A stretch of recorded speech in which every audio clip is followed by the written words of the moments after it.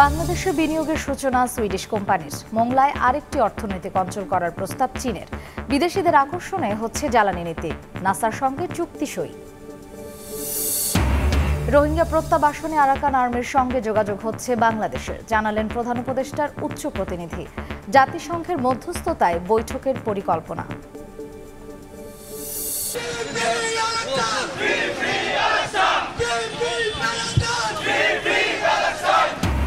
গাজায় বর্বরতার প্রতিবাদ ছাত্র দলের। ইসরায়েলি আড়িপাতা যন্ত্র কিনেছিল আওয়ামী লীগ, মন্তব্য সালাহুদ্দিনের।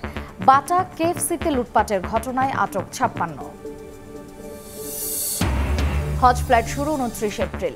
বাড়ি ভাড়া জটিলতায় 10,000 মুসল্লির হজ যাত্রায় অনিশ্চয়তা। সমাধানে ব্যর্থ হলে এজেন্সির বিরুদ্ধে ব্যবস্থার হুঁশিয়ারি উপদেষ্টার। এবং চৈত্র সংক্রান্তি ও পহেলা বৈশাখের অনুষ্ঠান ঘিরে নিরাপত্তার ঝুঁকি নেই। রমনার বটমূলে থাকবে কঠোর নিরাপত্তা। মঙ্গল শোভাযাত্রার নাম পরিবর্তন হবে কিনা জানা যাবে রোববার।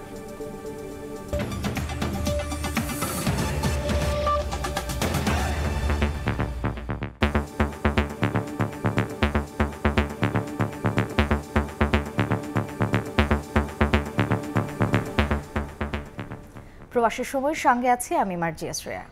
বাগেরহাটের মোংলায় আরেকটি অর্থনৈতিক অঞ্চল তৈরি করবে চীন, যা নিয়ে কাজ শুরু করেছে সরকার। ঢাকায় বিনিয়োগ সম্মেলনের দ্বিতীয় দিনে সংবাদ সম্মেলনে কথা জানান বিডার নির্বাহী চেয়ারম্যান। এ সময় বিনিয়োগ আকর্ষণে শিগগিরই নতুন জ্বালানি নীতি প্রকাশের কথাও জানান তিনি। এদিন মহাকাশ গবেষণার দ্বার উন্মোচন করতে মার্কিন সংস্থা নাসার সঙ্গে চুক্তি করেছে বাংলাদেশ। প্রায় 4,068 কোটি টাকা ব্যয়ে বাগেরহাটের মংলা সমুদ্র বন্দরের আধুনিকায়নের উদ্যোগ নিয়েছে সরকার। 3 বছর মেয়াদী এই প্রকল্পে 3,592 কোটি টাকাই দিচ্ছে চীন। দেশি বিদেশি বিনিয়োগ আকর্ষণে ঢাকায় চলা বিনিয়োগ সম্মেলনের দ্বিতীয় দিনে বিডার নির্বাহী চেয়ারম্যান জানালেন, মংলা সমুদ্র বন্দরের আধুনিকায়নের পাশাপাশি সেখানে বিশেষ অর্থনৈতিক অঞ্চল করবে চীন। চাইনিজরা কিন্তু অলরেডি আমাদেরকে একটা সেকেন্ড ইকোনমিক জোন করার কথা বলেছেন, সেটা আমরা মংলায় করছি। আপনি হয়তো এটার কথা শুনেছেন যে ওটা নিয়ে আমরা অলরেডি অ্যাসেসমেন্ট করছি। সো ওটা যথেষ্ট অ্যাডভান্স স্টেজে আছে এবং প্রিন্সিপালি আমার মনে হয় সরকারের মধ্যে যথেষ্ট ধরনের সাপোর্ট আছে ওটার ব্যাপারে। দেশে বিনিয়োগ পরিস্থিতি খতিয়ে দেখতে আজও জাপানি অর্থনৈতিক অঞ্চল পরিদর্শন করেছেন চীন, কোরিয়া, ভারত, আমেরিকা সহ বিভিন্ন দেশের উদ্যোক্তারা। বিডার নির্বাহী চেয়ারম্যান জানালেন, জ্বালানি নিয়ে বিনিয়োগকারীদের মধ্যে উদ্বেগ আছে, যা দূর করতে শিগগিরই নতুন জ্বালানি নীতি প্রকাশ করা হবে। আগামী 3 থেকে 5 বছর আমাদের যে গ্যাসের ঘাটতি আছে সেটাকে আমরা কিভাবে সেই ঘাটতিটা থেকে সরে আসবো, খুব ক্লিয়ার কাট রোডম্যাপ হিসেবে আসলে আমাদের পাবলিশ করা উচিত সরকার হিসেবে। তো আমি আশা করছি যে আমাদের এনার্জি মিনিস্ট্রি আসলে খুব দ্রুত এটা কোনো একটা সময় পাবলিশ করবেন। এদিকে মহাকাশ গবেষণার দ্বার উন্মোচন করতে 54তম দেশ হিসেবে মার্কিন সংস্থা নাসার সঙ্গে চুক্তি করেছে বাংলাদেশ। কোলাবোরেটিভ এফোর্টের মাধ্যমে হোপফুলি আজ থেকে 10, 15, 20 বছর পরে বাংলাদেশ স্পেসে একটা পজিশন। বাংলাদেশের বিভিন্ন খাতে নিউ ডেভেলপমেন্ট ব্যাংক $1 বিলিয়ন ঋণ দেওয়ার আশ্বাস দিয়েছে বলেও জানান বিডার নির্বাহী চেয়ারম্যান। শুভ খান, সময় সংবাদ, ঢাকা। এদিকে নারায়ণগঞ্জের অর্থনৈতিক অঞ্চলে 10,000 বর্গমিটারের প্লট কেনার মধ্য দিয়ে বিনিয়োগের সূচনা করেছে সুইডিশ কোম্পানি নিলার্ন। সকালে ওই অঞ্চল পরিদর্শন করে প্রতিষ্ঠানটির কর্মকর্তারা তাৎক্ষণিক চুক্তি সই করেছেন। এদিন চীন, জাপান, যুক্তরাষ্ট্র সহ বিভিন্ন দেশের 36 বিনিয়োগকারী অর্থনৈতিক অঞ্চল পরিদর্শন করে বলেন, সরকার প্রতিশ্রুতি রাখলে এখানে বড় বিনিয়োগের সম্ভাবনা আছে। বাংলাদেশ বিনিয়োগ সম্মেলনের দ্বিতীয় দিনে নারায়ণগঞ্জের 2,500-এ বিশেষ অর্থনৈতিক অঞ্চল পরিদর্শনে আসেন 36 বিনিয়োগকারী, যাদের মধ্যে চীন, জাপান, যুক্তরাষ্ট্র, সৌদি আরব ও সংযুক্ত আরব আমিরাত, ভারত সহ 8 জন প্রবাসী বাংলাদেশি ব্যবসায়ী ছিলেন। শুরুতেই সুইডিশ কোম্পানি নিলর্ন 10,000 স্কয়ার মিটারের একটি প্লট কিনতে চুক্তি সই করে। এ সময় প্রতিষ্ঠানটি সহ পরিদর্শনে আসা সদস্যরা বলেন, সরকার প্রতিশ্রুতি রাখলে এখানে বড় বিনিয়োগ সম্ভাবনা আছে। আমাদের আলটিমেট গোল হচ্ছে এখানে যে ফ্যাক্টরিটা আমরা করতে যাচ্ছি সেখানে আমরা এই গার্মেন্টস অ্যাক্সেসরিজের ফ্রেমিংসটাকে ফুলি প্রোডিউস করার চিন্তা ভাবনা করছি। এই অর্থনৈতিক অঞ্চলে ইতিমধ্যে সিঙ্গার $7,80,00,000 বিনিয়োগ করেছে। প্রতিষ্ঠানটি বলছে বিনিয়োগের জন্য বাংলাদেশ সম্ভাবনাময়, আর কর্তৃপক্ষ সুযোগ সুবিধা নিশ্চিতের কথা জানাচ্ছে।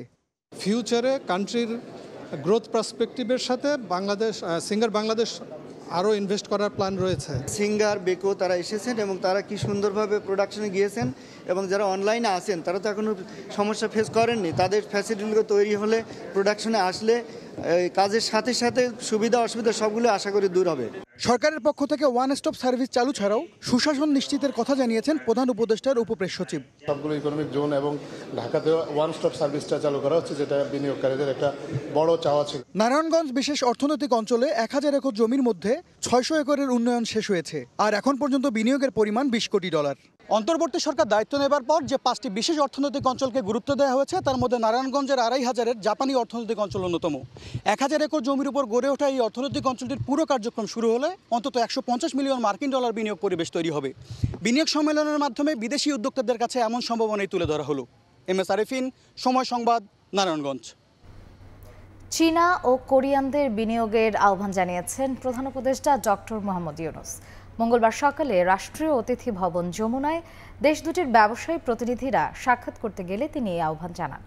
আহ্বানে ইতিবাচক সাড়া দিয়েছে প্রতিনিধি দল।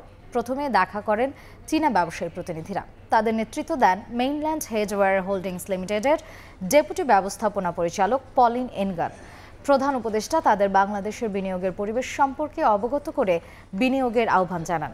একই দিন কিহাক সুংয়ের নেতৃত্বে দক্ষিণ কোরিয়ার একটি ব্যবসায়ী প্রতিনিধি দল প্রধান উপদেষ্টার সঙ্গে সাক্ষাৎ করেন।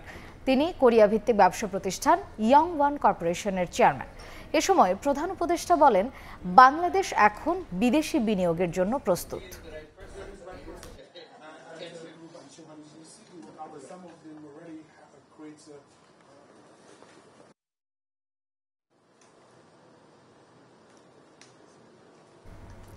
রোহিঙ্গা প্রত্যাবাসনে মিয়ানমারের আরাকান আর্মির সঙ্গে বাংলাদেশের যোগাযোগ হচ্ছে বলে জানিয়েছেন প্রধান উপদেষ্টার উচ্চ প্রতিনিধি খলিলুর রহমান। মঙ্গলবার বিকেলে ফরেন সার্ভিস একাডেমিতে সংবাদ সম্মেলনে তিনি বলেন, আগামী রোজার ঈদের মধ্যেই রোহিঙ্গাদের ফেরত পাঠানোর লক্ষ্যেই সরকার কাজ করছে। এজন্য জাতিসংঘের মধ্যস্থতায় 2 দেশের বৈঠকের পরিকল্পনা রয়েছে। এবছর ব্যাংককে বিমস্টেক সম্মেলনে সাইডলাইন বৈঠক করেন প্রধান উপদেষ্টা ডক্টর মোহাম্মদ ইউনূসের high representative doctor Khalilur Rahman ও মিয়ানমারের উপপ্রধানমন্ত্রী উ সিংথাও। সেখানে প্রাথমিক পর্যায়ে 1,80,000 রোহিঙ্গাদের প্রত্যাবাসনের জন্য যোগ্য করে চিহ্নিত করে মিয়ানমার। কিন্তু আরাকান এখনও যুদ্ধ বিধ্বস্ত। এ অবস্থায় রোহিঙ্গাদের ফেরত পাঠানো কতটা ফলপ্রসূ হবে তা নিয়ে শুরু হয় আলোচনা।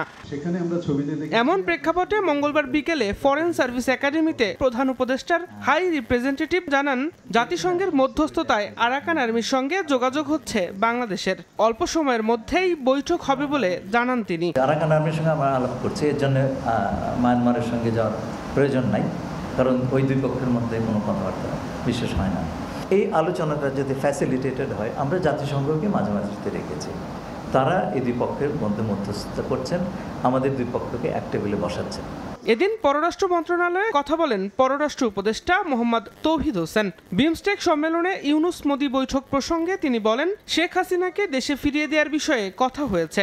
এছাড়া প্রধান উপদেষ্টার চীন সফর প্রসঙ্গে পররাষ্ট্র উপদেষ্টা বলেন, তিস্তা চুক্তি নিয়ে ভারত ও চীনের সঙ্গে সহযোগিতাপূর্ণ সম্পর্ক রেখে সিদ্ধান্ত নেবে বাংলাদেশ। আমরা তো তাদের কাছে চেয়েছি যে ফেরত দেওয়া হোক, তাকে বিচারের সম্মুখীন করার জন্য।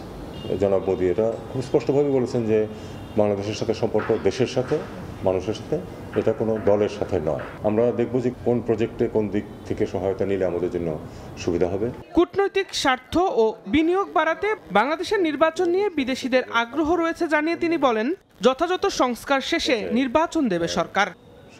দিন মোহাম্মদ সাব্বির, সময় সংবাদ, ঢাকা।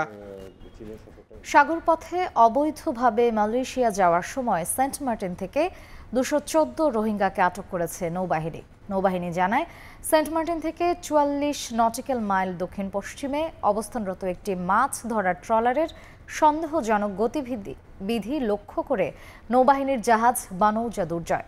তাৎক্ষণিকভাবে নৌবাহিনীর জাহাজ মাছ ধরার ট্রলার FD কুলসুমার কাছে পৌঁছায় এবং এর গতি রোধ করে। এ সময় ট্রলারটিতে তল্লাশি চালিয়ে 214 যাত্রীকে আটক করা হয়। তাদের মধ্যে 118 জন পুরুষ, 68 জন নারী ও 28 জন শিশু রয়েছে। তাদের সবাই মিয়ানমারের বাস্তুচ্যুত নাগরিক। প্রাথমিক জিজ্ঞাসাবাদে তারা জানায়, মালয়েশিয়ায় যাওয়ার উদ্দেশ্যে টেকনাফের শাপলাপুর এলাকা থেকে তারা যাত্রা করেছিল। পাসপোর্ট থেকে অ্যাকসেপ্ট ইসরায়েল তুলে দিয়ে ইহুদি রাষ্ট্রকে পরোক্ষ সমর্থন দিয়েছিল পতিত আওয়ামী লীগ সরকার। শুধু তাই নয়, বিরোধী মত দমনে দেশটি থেকে আড়ি পাতার যন্ত্র কিনেছিল। গাজায় গণহত্যার প্রতিবাদে মঙ্গলবার দুপুরে ঢাকা বিশ্ববিদ্যালয়ে ছাত্রদলের বিক্ষোভ কর্মসূচিতে একথা বলেন বিএনপির স্থায়ী কমিটির সদস্য সালাহউদ্দিন আহমেদ। এ সময় ইসরায়েলি আগ্রাসন বন্ধে বিশ্ব মোড়লদের ভূমিকা নিয়ে প্রশ্ন তোলেন তিনি। জানান, ইসরায়েলের বিরুদ্ধে শিগগিরই আসছে বড় কর্মসূচি।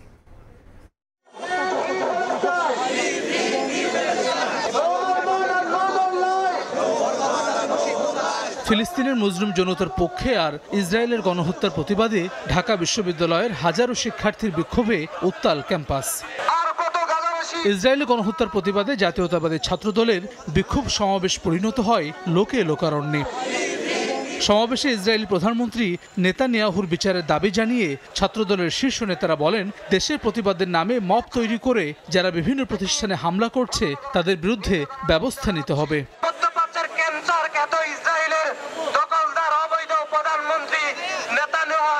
আমরা বিচার এবং গ্রেপ্তারের দাবি জানাচ্ছি। বিপ্লবের নামে কতিপয় ব্যক্তি যারা বিনা কারণে এ ধরনের মব জাস্টিসের সূচনা করে এবং তাদের পিছনে অবশ্যই কোনো উদ্দেশ্য রয়েছে।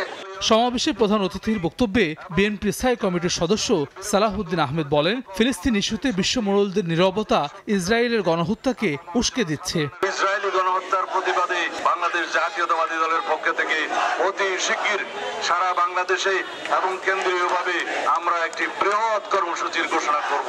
বিগত ফ্যাসিবাদী সরকার আওয়ামী লীগ পরোক্ষভাবে ইসরায়েলকে স্বীকৃতি দিয়েছিল।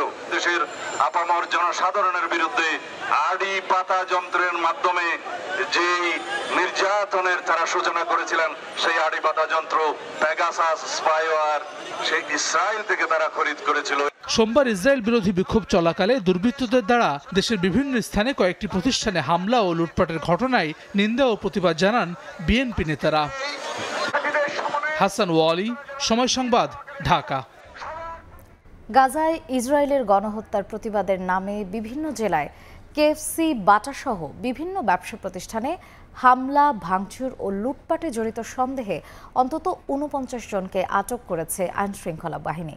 এর মধ্য থেকে খুলনা থেকে ৩১ জন, সিলেট থেকে ১৪ জন ও গাজীপুর থেকে ৪ জনকে আটক করা হয়েছে। পুলিশ বলছে, দেশকে অস্থিতিশীল করার চক্রান্ত থেকেই অরাজকতা করেছে দুর্বৃত্তরা। নির্ধারিত সময়ে বাড়ি ভাড়া ও পরিবহন চুক্তি করতে না পারায় ১০,০০০-এর বেশি মুসল্লির হজ পালন নিয়ে তৈরি হয়েছে অনিশ্চয়তা। অভিযুক্ত ৯ এজেন্সির গাফিলতিতে কারো হজ যাত্রা ব্যর্থ হলে আইনি ব্যবস্থা নেওয়া হবে বলে জানিয়েছেন ধর্ম উপদেষ্টা। ২৯ এপ্রিল থেকে এবারের হজ ফ্লাইট শুরু হচ্ছে বলেও জানিয়েছেন উপদেষ্টা। পবিত্র হজ পালনের জন্য এবারে সরকারি বেসরকারি মিলিয়ে ৮৭,০০০ নিবন্ধন সম্পন্ন হয়েছে। তবে সময়মতো বাড়ি ভাড়া ও পরিবহন চুক্তি না করায় ১০,৪৮৭ জনের হজে যাওয়া নিয়ে তৈরি হয়েছে অনিশ্চয়তা।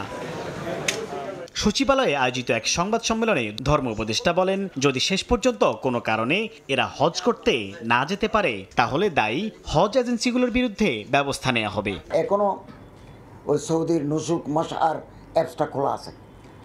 সরকারিভাবে বন্দর ঘোষণা থাকা সত্ত্বেও ওনারা এটা আস্তে আস্তে যাচ্ছেন, ধীরে ধীরে যাচ্ছেন, খোলা রাখছেন। এখনও রিকোয়েস্ট দিলে গ্রহণ করবে।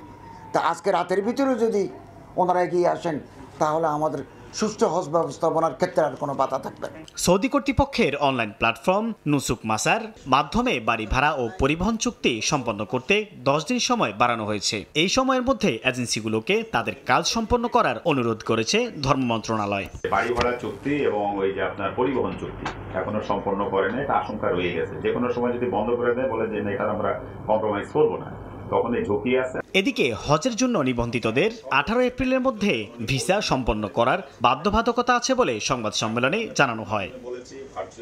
সাইফুল ইসলাম, সময় সংবাদ, ঢাকা।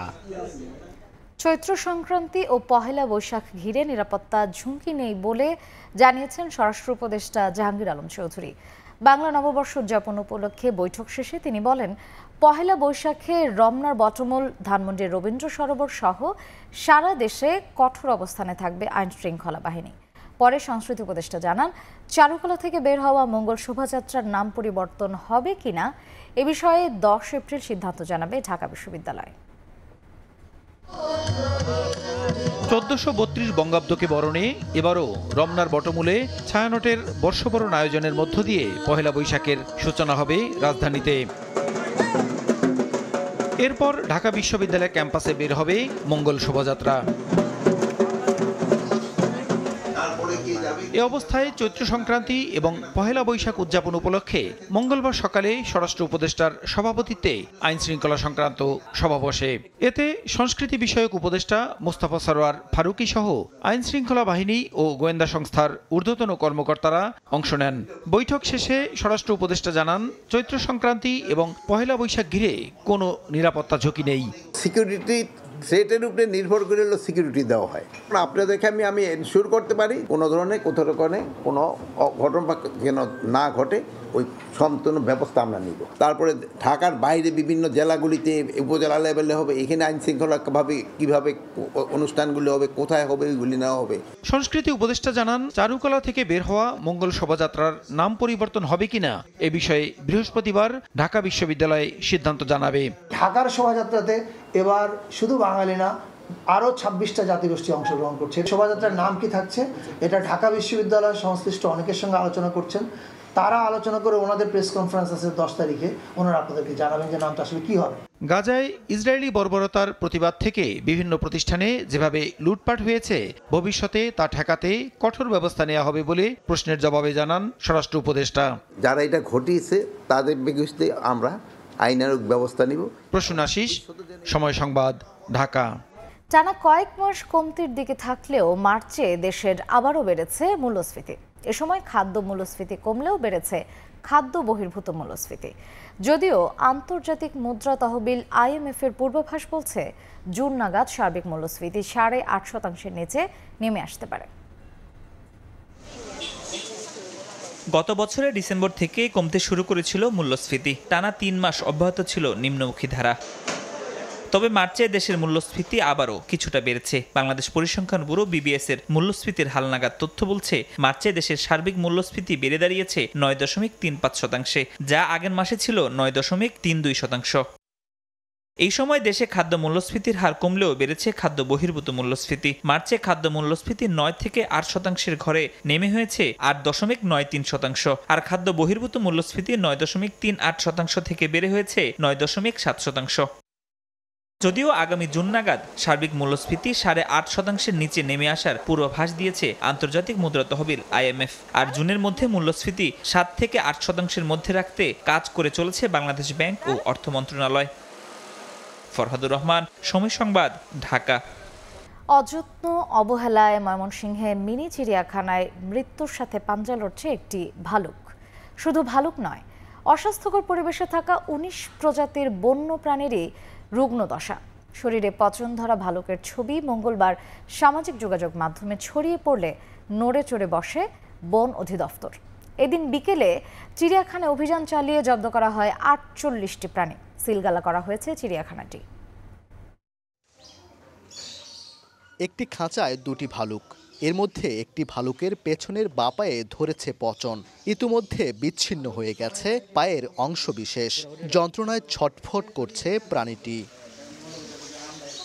এমন করুণ অবস্থা ময়মনসিংহ নগরীর ব্রহ্মপুত্রের পাড়ে জয়নুল আবেদিন পার্কের ভেতরে থাকা মিনি চিড়িয়াখানার। এখানে ভালুকের মতোই দশা প্রায় সব প্রাণীর। 2013 সালের দিকে নগরীর জয়নুল আবেদিন পার্কের ভেতরে সিটি কর্পোরেশনের বরাদ্দের জায়গায় বেসরকারি ব্যবস্থাপনায় মিনি চিড়িয়াখানাটি তৈরি করা হয়। হরিণ, ভালুক, কুমির, বানর, অজগর সহ 19 প্রজাতির প্রাণী দেখতে এখানে ভিড় জমান দর্শনার্থীরা। ঘুরতে এসে অব্যবস্থাপনা ও প্রাণীদের এমন করুণ পরিণতি দেখে ক্ষোভ প্রকাশ করেন তারা। আমার বাচ্চা যখন আসছিল, সে বাচ্চাটা ভালুকটা অসুস্থ দেখে তার মন খারাপ হয়ে গেছে। ইভেন যারা দর্শনার্থী আসছে সবার মন খারাপ হচ্ছে। ম্যানেজমেন্টের কিছু গাফিলতি আছে। এই যে পশুটা অসুস্থ, এর সুস্থ চিকিৎসা হচ্ছে কিনা এটা আমার সন্দেহ আছে। কষ্ট লাগে যে পশু পাখি এগুলো অসুস্থ, খারাপ লাগে দেখতে। এখানে না আছে গাছ, না আছে ছায়া, না আছে অন্য কোনো সঙ্গ।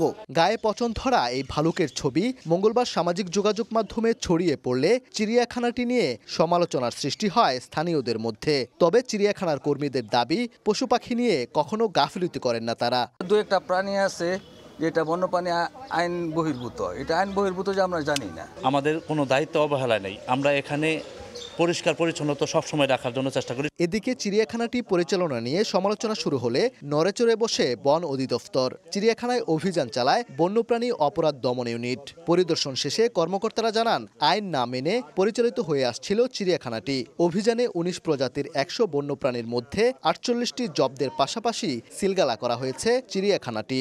এটা অবৈধ। আমাদের যে বন্যপ্রাণী সংরক্ষণ এবং নিরাপত্তা আইন অনুযায়ী এইভাবে দেশীয় প্রজাতির প্রাণীগুলো খাঁচায় বন্দি করে রেখে প্রদর্শন করা আইন পরিপন্থী। এখানে জব্দকৃত বন্যপ্রাণীগুলো আমরা নিয়ে যাচ্ছি, যেগুলো চিকিৎসার জন্য রেখে যাওয়া হচ্ছে সেগুলো আমাদের জব্দকৃত। কোনো দর্শনার্থী প্রবেশ আজকে থেকে এখানে টোটালি নিষেধ। এদিকে যে অসুস্থ ভালুককে নিয়ে এত তোলপাড়, সেই প্রাণীকে চিকিৎসা দিতে এই অসুস্থ পরিবেশের চিড়িয়াখানাটিতেই রেখে গেছে বন্যপ্রাণী অপরাধ দমন ইউনিট। ভালুকটিকে নিরাপদ স্থানে সরানোর দাবি স্থানীয়দের। ওবায়দুল হক, সময় সংবাদ, ময়মনসিংহ।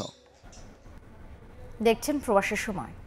ইউক্রেনের দোনেৎস্ক অঞ্চলে ২ চীনা সেনাকে আটক করেছে দেশটির সেনাবাহিনী। তারা রাশিয়ার হয়ে লড়াই করছিল বলে অভিযোগ করেছেন প্রেসিডেন্ট ভলোদিমির জেলেনস্কি। সামাজিক মাধ্যম এক্সে দেয়া এক পোস্টে তিনি জানান, চীনা সেনাদের সঙ্গে পরিচয়পত্র, ব্যাংক কার্ড ও ব্যক্তিগত তথ্য পাওয়া গেছে।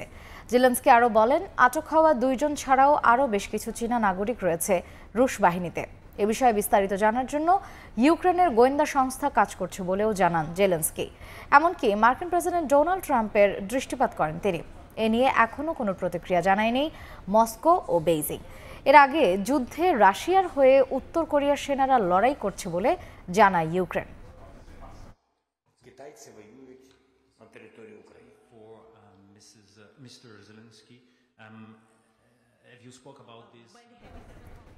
ফিলিস্তিনের রাফাহ নগরীতে গণহত্যার প্রতিবাদে মানববন্ধন করেছে ইসলামিক ফোরাম অব আফ্রিকা। গত সোমবার দেশটির বাণিজ্যিক রাজধানী জোহান্সবার্গের ফোর্টসবার্গে হয় এই মানববন্ধন। শত শত প্রবাসী বাংলাদেশিরা এতে অংশ নেন। উপস্থিত ছিলেন আলোকচিত্রী শহীদুল আলমও। বক্তব্যে তিনি বলেন, আরব দেশগুলো গাদ্দারি করছে, তারা ইসরায়েলের সঙ্গে আঁতাত করে বেড়াচ্ছে। মানববন্ধনে আরও বক্তব্য দেন আইনজীবী ইয়াসমিন শোখা, ইখওয়ান নেতা আহমেদ জামাল সহ রাজনৈতিক ও সামাজিক সংগঠনের নেতারা।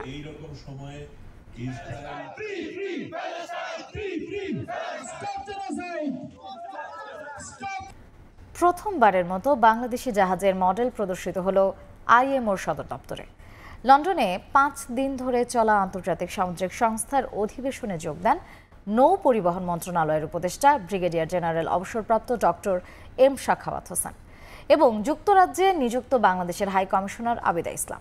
লন্ডন থেকে বিস্তারিত শোয়েব কবিরের প্রতিবেদনে। লন্ডনে ৫ দিনব্যাপী অনুষ্ঠিত হচ্ছে আন্তর্জাতিক সামুদ্রিক সংস্থা আইএমও এর মেরিন এনভায়রনমেন্ট প্রোটেকশন কমিটির ৮৩তম অধিবেশন। এই সময় বাংলাদেশের খুলনা শিপইয়ার্ডে নির্মিত জাহাজ বিসিজিটি প্রত্যয় এর মডেলটি আইএমও এর মহাসচিব আর্সেনিও ডোমিঙ্গুয়েজ এবং উপদেষ্টা ডক্টর এম সাখাওয়াত হোসেন যৌথভাবে উদ্বোধন করেন। এবারই প্রথমবারের মতো কোনো বাংলাদেশি জাহাজের মডেল আইএমও এর সদর দপ্তরে প্রদর্শিত হলো, যা বর্তমান সরকারের একটি বড় অর্জন হিসেবে বিবেচিত হচ্ছে। এতে ২০২৬-২৭ সালের জন্য আইএমও কাউন্সিলের ক্যাটাগরি সি সদস্য পদে বাংলাদেশকে পুনর্নির্বাচনের জন্য আন্তর্জাতিক সমর্থন চেয়েছেন যুক্তরাজ্যে নিযুক্ত বাংলাদেশের হাই কমিশনার আবিদা ইসলাম। আমরা বাংলাদেশ দূতাবাস, মিনিস্ট্রি অফ শিপিং এবং অন্যান্য যে লাইন মিনিস্ট্রিগুলো আছে তাদের সাথে নিয়ে আমরা একসাথে কাজ করছি এবং আগামীতে আশা করছি যে ইলেকশনটা হবে এটা হয়তো ডিসেম্বরের প্রথম সপ্তাহে হতে পারে, সেখানে আমরা একটা ইতিবাচক ফল পাওয়ার জন্য একযোগে কাজ করার চেষ্টা করছি। এই সময় বাংলাদেশের অবস্থান দৃঢ়ভাবে তুলে ধরেন নৌ উপদেষ্টা এম সাখাওয়াত হোসেন। বাংলাদেশের পক্ষ থেকে পরিবেশ সুরক্ষা, জলবায়ু পরিবর্তন মোকাবিলা, আইএমও কনভেনশন বাস্তবায়ন, ডিজিটালাইজেশন এবং নারীর অংশগ্রহণ সহ নানা উন্নয়ন, অর্জন ও ভবিষ্যৎ পরিকল্পনা বিভিন্ন দেশের প্রতিনিধিদের মাঝে তুলে ধরেন তিনি। আমরা এখন একটা প্ল্যানিং স্টেজে আছি সব কিছু মিলিয়ে।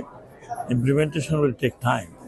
কারণ আপনি চিন্তা করতে হবে যে আমাদের যে শিপিং লাইনগুলো আছে, প্রথমত তাদেরকে কনভিন্স করতে হবে এবং তাদের জন্য অল্টারনেটিভ ব্যবস্থা করতে হবে, fuel part of it.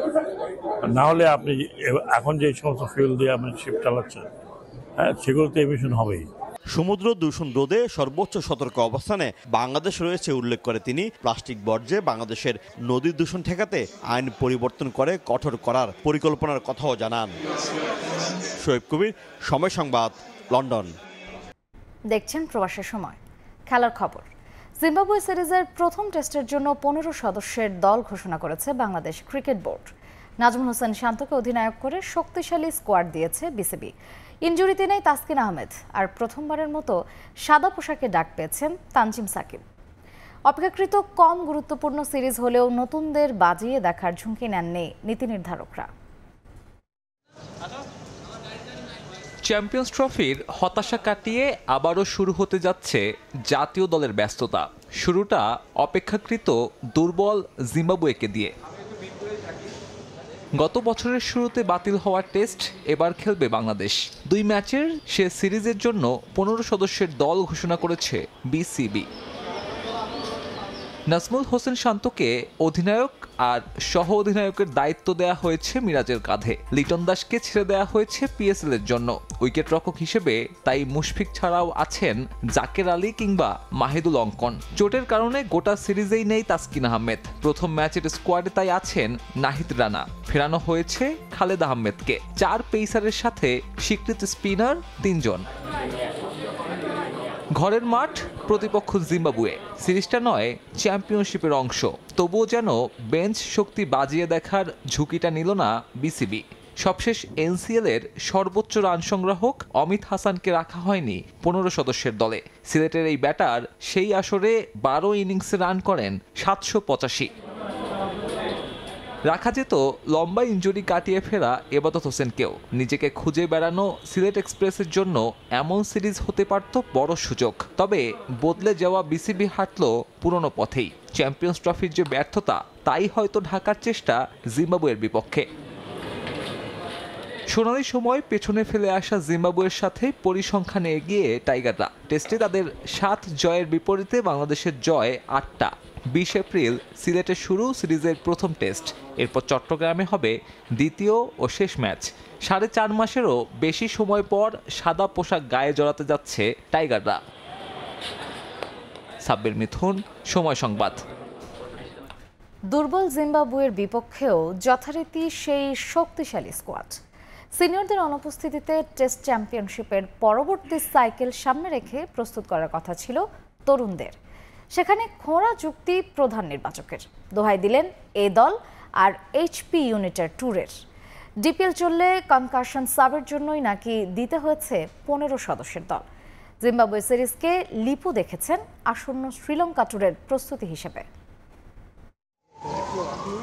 Bangladesh আসলে কোন লেভেলের ক্রিকেট খেলে কিংবা কতটা সাহসী, সে উত্তর দিতে হয়তো ক্রিকেট বিশারদ হওয়ার দরকার নেই। একসময় আয়ারল্যান্ডের বিপক্ষে সিরিজের জন্য আইপিএল খেলার এনওসি দেওয়া হয়নি সাকিব লিটনদের। সেখানেই এখন জিম্বাবুয়ের বিপক্ষে টেস্ট খেলতে নামানো হয় সর্বশক্তির স্কোয়াড। যদিও আন্তর্জাতিক ক্রিকেটে কোনো দলকেই সর্বশক্তি ভাবার উপায় নেই, তবে জিম্বাবুয়ের বিপক্ষে দল ঘোষণায় আপনি যদি সাহসী না হন, কবে কার বিপক্ষে হবেন সে প্রশ্ন আসবেই। তার উপর আবার এই সিরিজ টেস্ট চ্যাম্পিয়নশিপের অংশই নয়। আমাদের কিছু প্লেয়ার যারা রিপ্লেসমেন্ট হতে পারে তাদেরকেও রেডি রাখা জরুরি। সো জিম্বাবুয়ে বা এই ধরনের অপেক্ষাকৃত দুর্বল দল যদি হয়, সেখানে তাদেরকে প্রস্তুত করাটাও জরুরি। এই বছরেই 6টা ম্যাচের মধ্যে কিন্তু আমাদের প্লেয়ারদের নিজেদের প্রস্তুতির যে বিষয়টা, সেটা পুরোদমে করে নিতে পারবে। সেই জায়গা থেকে এই ম্যাচগুলোর মাধ্যমে আমাদের টেস্ট টিমের যে গোছানোর যে বিষয়টা, পারফরমেন্স কনফিডেন্সের যে বিষয়টা, সবগুলো কাজ করে নিতে হবে। অবশ্য এসব পরামর্শ থোপে টেকে নেই। শক্তিশালী স্কোয়াড ঘোষণায় প্রধান নির্বাচকের যুক্তি রেডি। মে মাসে নিউজিল্যান্ড এই দলের সঙ্গে বাংলাদেশের খেলা আছে, এই দলের অ্যাজ ওয়েল হাই পারফরমেন্স খেলা আছে। সো আমাদের অনেক অপশনস আছে ডিজার্ভিং প্লেয়ারদেরকে সেখানে সুযোগ দেওয়ার।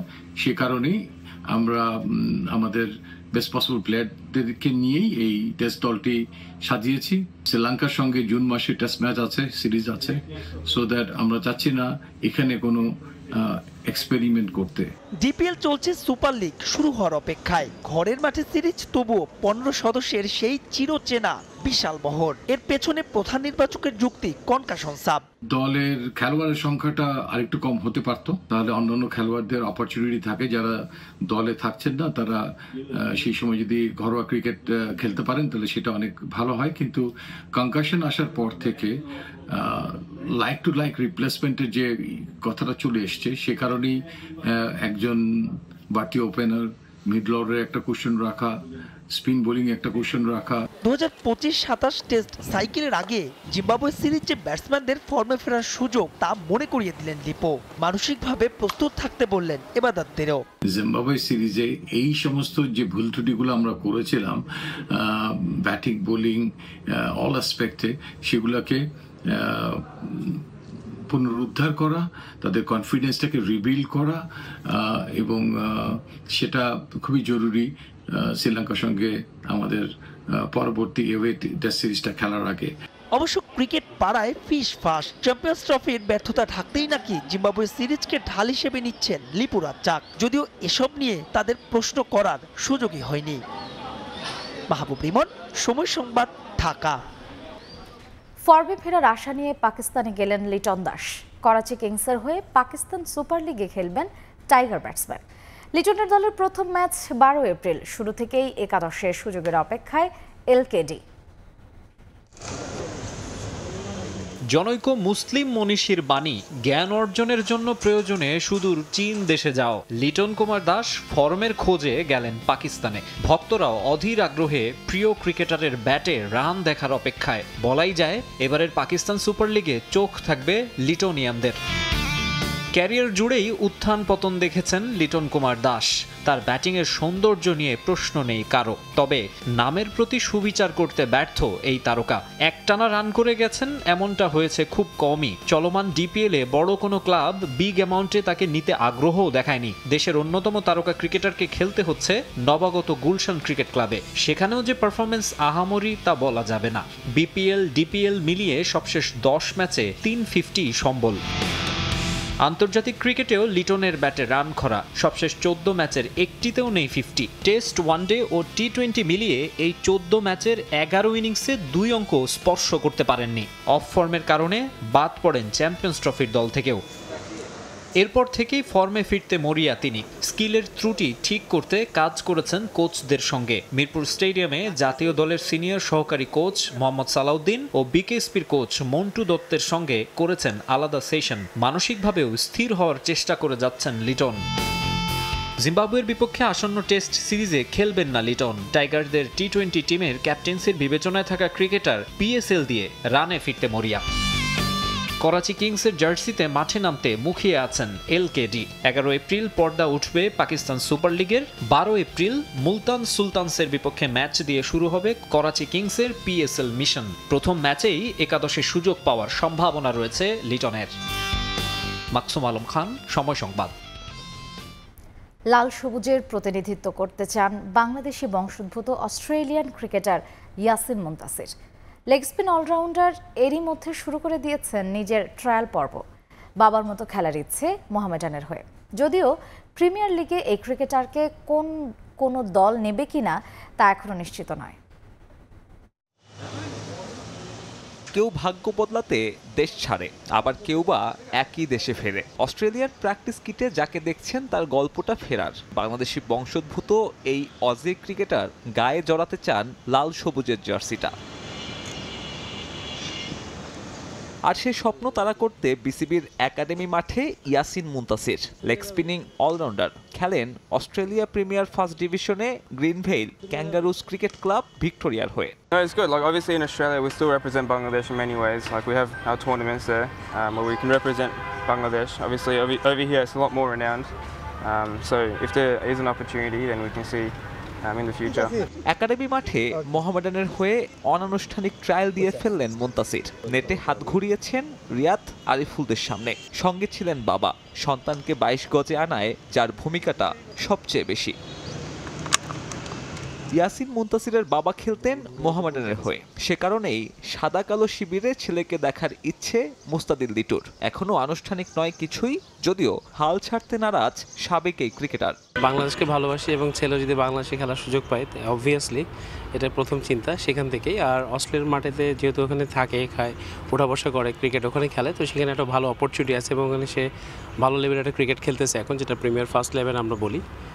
ওইখান থেকেও একটা সুযোগ আছে যে স্টেট লেভেলে খেলার, ন্যাশনাল টিমে খেলার। তো সেই দিক থেকে চিন্তা করে মাথায় প্রথম আসছে যে যখনই সুযোগ থাকবে যে এখানে নিয়ে আসার, এখানকার প্রিমিয়ার ক্রিকেট বলি কিংবা আমরা যে লেভেলই বলি না কেন, ক্রিকেট ভালো খেলার একটা সুন্দর সুযোগ থাকলে অবশ্যই করবে ইনশাআল্লাহ। সালাউদ্দিন কিংবা আমাদের ফাহিম ভাই একটু হয়তো দেখার সুযোগ পাইছিল বিকেএসপিতে, আমি গত 2 বছর আগে নিয়ে আসছিলাম। তো তারপরে যদি বলি যে এখন এই মুহূর্তে মোহামেডান ক্লাবে আজকে প্র্যাকটিসে আসছে, এরপর হয়তো অন্য কোনো ক্লাবে যদি দরকার হয় তো যাবো ইনশাআল্লাহ। বাট যেহেতু আমি মোহামেডানের প্লেয়ার ছিলাম, সেখান থেকেই অটোমেটিক্যালি আমার মাথায় প্রথম আসে যে why not let's go to Mohammedan club first. অস্ট্রেলিয়ায় বেড়ে ওঠা মুনতাসিরের জন্য বাংলাদেশের আবহাওয়ায় মানিয়ে নেওয়াটা হবে চ্যালেঞ্জিং। তবে পুরোদস্তুর অলরাউন্ডার ওই পরীক্ষা উতরালে বড় ট্রাম্প কার্ডই হাতে পাবে বিসিবি। সাব্বির মিথুন, সময় সংবাদ, ঢাকা। বাংলাদেশ নারী ক্রিকেট দলের খবর।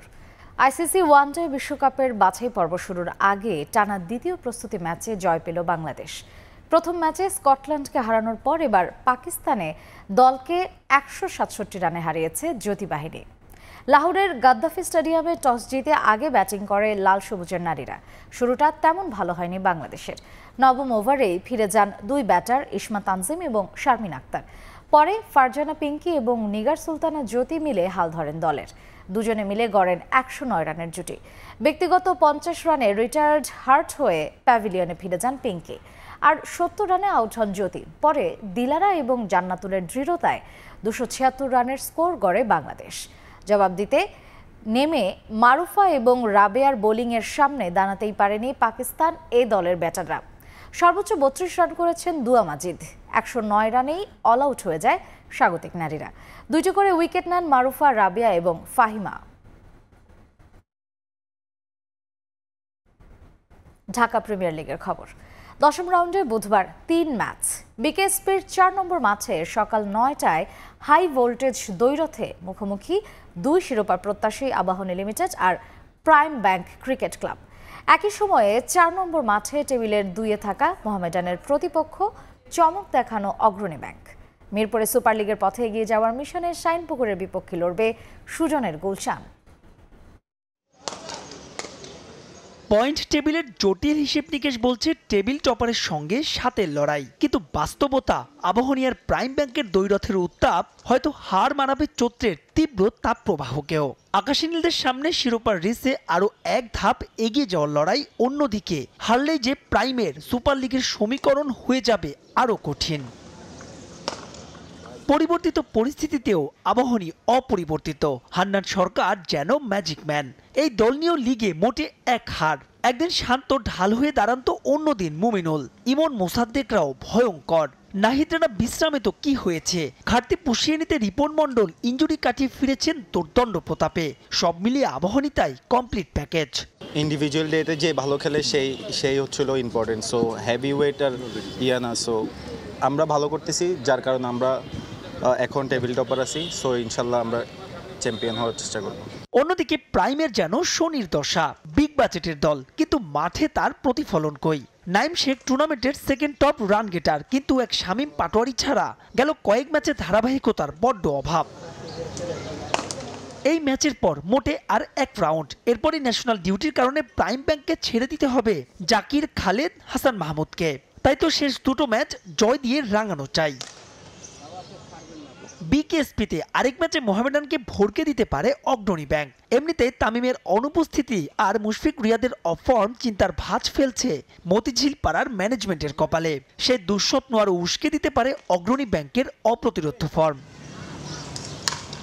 লিগে 2 পয়েন্ট কম নিয়ে আবাহনীর কাঁধে যেমন নিঃশ্বাস ফেলছে মোহামেডান, ঠিক তেমনই মোহামেডানের চাইতে মোটে 2 পয়েন্ট কম অগ্রণী ব্যাংকের। তাই তো অপেক্ষা এক শিয়ানে শিয়ান টক্করের। মিরপুর অবশ্য গুলশান আর শাইনপুকুরের ম্যাচটা হতে পারে এক পেশে।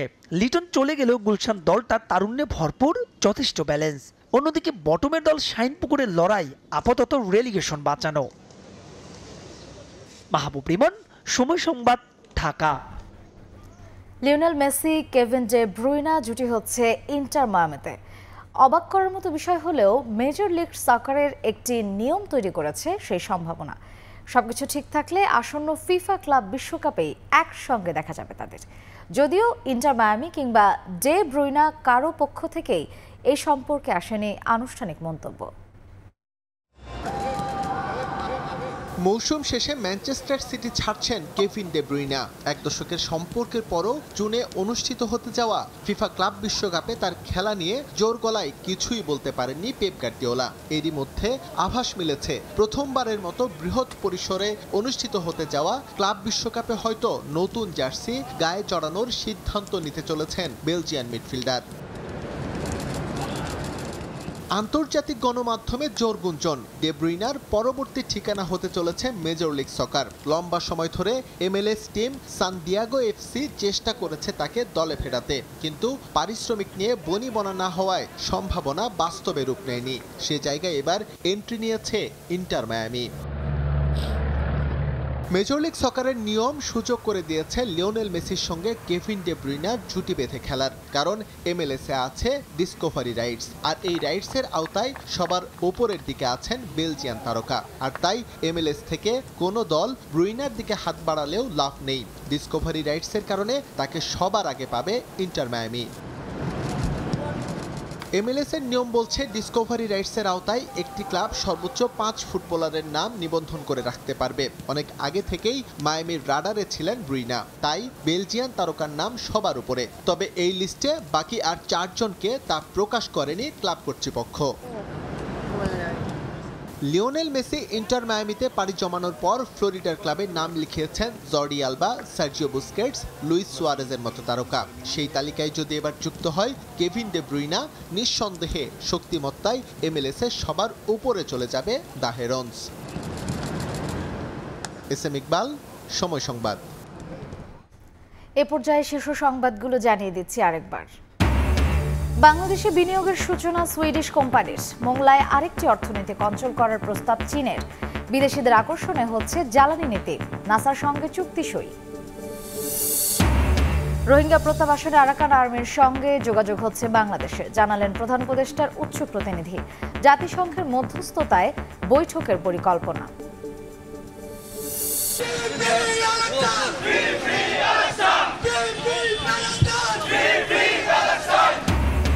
গাজায় বর্বরতার প্রতিবাদ ছাত্র দলের। ইসরায়েলি আড়িপাতা যন্ত্র কিনেছিল আওয়ামী লীগ, মন্তব্য সালাহউদ্দিনের। বাটা KFC-তে লুটপাটের ঘটনায় আটক 56।